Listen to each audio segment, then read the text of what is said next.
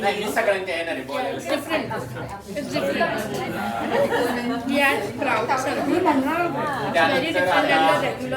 इथपर्यंत आलो. चैत्राली ताई भेटली. आता चैत्राली ताईची माझी एक खास ओळख सांगते तुम्हाला काय आहे.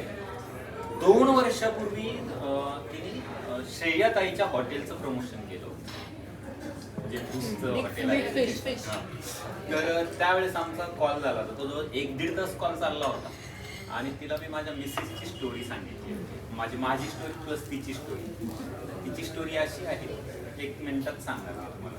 तिच्या रस्त्यावरती ज्या महिला हे बसतात ना ज्वेलरीजचं घेऊन तिने तिथून सुरुवात केली होती. जी मुलगी करोडोपती वडिलांची मुलगी ती माझ्या संगती लग्न झाल्यानंतरला बिझनेस फक्त डोक्यात घेऊन रस्त्यावरती ज्वेलर्सचं साहित्य विकायला लागली आणि त्यानंतरला आज तिचा जो प्रवास आलाय तो एका मोठ्या शॉपमधला झालाय. तर ते कट टू तिथपर्यंतचा तिचा प्रवास आहे. मग तिचं जे सकाळचं उठणं असतं ती सकाळी आवरायचं, त्याच्यानंतरला दादरला यायचं, मग मुंबईच्या मार्केटला जायचं, तिथून साहित्य घ्यायचं जे काय लागते ते आणि सगळीच्या सगळी तुम्ही जी मॉलमध्ये ज्वेलरी खरेदी करता ना त्या क्वालिटीतली असते तिच्याकडं. आणि त्यानंतरला शॉपवर जायचं, शॉपवरती तिथं ते ठेवायची जे तिला मार्केटमध्ये घ्यायची. जेवढे नवी मुंबईमध्ये मार्केट लागतात मंडे मार्केट संडे मार्केट सगळे तिथं जाऊन ते हे करायचं आणि ते सेल करायचं रात्रीच्या 12, 1, 2, 3 कधीही ती घरी येत असते. मग मी ते माझा बिझनेस वेगळा आहे तिचा बिझनेस वेगळा आहे. दोघांचे वेगवेगळे रस्ते दोन्ही प्रमोशन झाले. हे सांगायचं का होतं आता आपल्या मराठी मुली काही कमी नाही आहेत ते आज आपण पाहतो.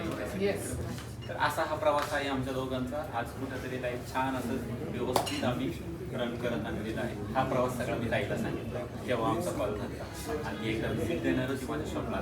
कधी आणि आज अचानक भेट झाली. व्यवस्थित नाव दादाची माणसं फार बाहेर जात नाही. गर्दी येते या डब्यातच राहतो. असं आहे सगळं. नवीन नवीन मग तू आलास की नाही दादाला? म्हणजे ही भेट आमची ठरवली होती कुठेतरी अशी. मग आताच तुम्ही मला आम्ही सारखं वहीमध्ये पाहिलं असेल. माझं पूर्ण एपिसोड झाला. गेले 15 वर्ष मी तिच्या मंचावर जायचा प्रयत्न करत होतो. लव्ह स्टोरी पण कळली. कळली तिचं जरा त्याच्यावर जास्त. तर अशी जीवनातले खूप चांगले चांगले किस्से आहेत, वाईट पण किस्से आहेत. मुंबईने खूप चांगलं सर्व काही दिलं आणि मुंबईचा मराठी भेळवाला घडला गेला असा हा प्रवास आहे. आणि इथून पुढे आपण चांगलं असं काहीतरी व्यवस्थित तुझ्या भेळेच्या तुला साधे पण कपडे दिसून येतात ते बरोबर वाटतं. ऍक्च्युअली मुंबईचा भेळवाला हे नाव कसं काय तुला सुचलं? हा ते जे नाव आहे आता क्वेश्चन झाले चालू ते नाव बरोबर आहे बरोबर आहे की आपल्या समोर वेगळं काहीतरी उभं राहतं. ज्यावेळेस रस्त्यावरती उभं राहिलं. आज तुम्ही पण पाहता तुम्हाला भेळ खाऊशी वाटली स्टेशनला थांबलात भैया एक भेळ देतो ना, भैया एक भेळ देतो ना. मी आपला असं एक शर्ट पॅन्ट घातलेला साधे शर्ट मुडपलेला असं गावचा टिपिकल मुलगा आणि मला भैया बोललं का मला खूप ऑकवर्ड वाटायचं की बाबा मी मराठी पोर काय माझ्या सांगते तुम्ही मराठीत बोला यार. दादा एक वेळ द्या, काका एक वेळ द्या असं बोला. तर मला लोकांना सांगायला लागायचं. म्हटलं आता सांगायला नाही लागलं आपल्या नावातून ते कळलं पाहिजे. मी काय केलं म्हटलं आपण नाव काय द्यायचं आपल्या भेळला. म्हणून म्हटलं आपण जर असं नाव दिलं तर मुंबईचं मराठी भेळवाला. मुंबई हे नाव कॉमन राहील. मी असं 6 महिने विचारच करत होतो काय नाव द्यायचं काय नाव द्यायचं. मग ते नाव कसं आलं गेलं आणि मग मी बॅनर बिनर सगळं छापायला सुरुवात जे केली का ते मुंबईचा मराठी भेळवाला मुंबईचा मराठी भेळवाला. दुकान कुठे कुठे असेल? सानपाड्यामध्ये. मुंबईत नाही. नाही मुंबईत नाही. मुंबई नाव कॉमन आहे ना म्हणजे समजा सोशल दादर वगैरे अजून केलं नाही.